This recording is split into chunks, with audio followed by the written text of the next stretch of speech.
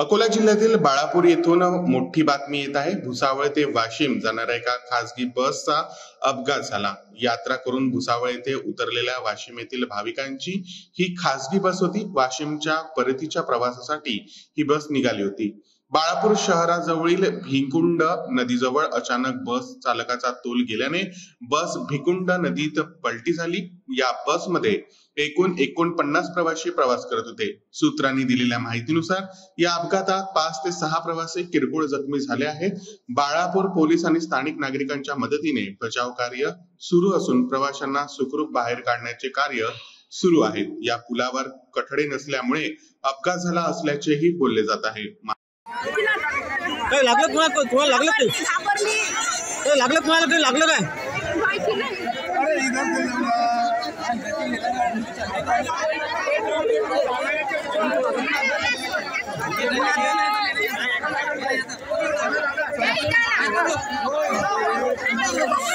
इधर से चलो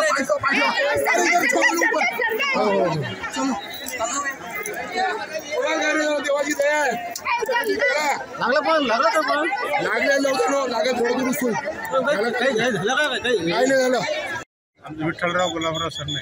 हा आपण कुठून आले होते? आम्ही भागवताला गेलो होतो अयोध्येला।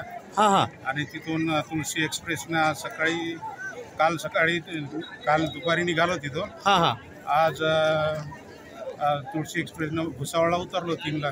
हा हा आणि वाशिमवरून गाड्या आल्या एक्सप्रेस मुरुडेश्वर कंपनीच्या। हा हा आणि त्या गाडीनं आता वाशिमला चाललो होतो। तर आता हे बाळापूरला इथे पुलावर गाडी आमची ते ड्रायव्हरने काय त्याची चूक झाली, छोट्या पुलातून गाडी खाली पडली आणि सर्व लोक त्याच्यामध्ये दबले। किती लोक होते त्यामध्ये? त्याच्यामध्ये 50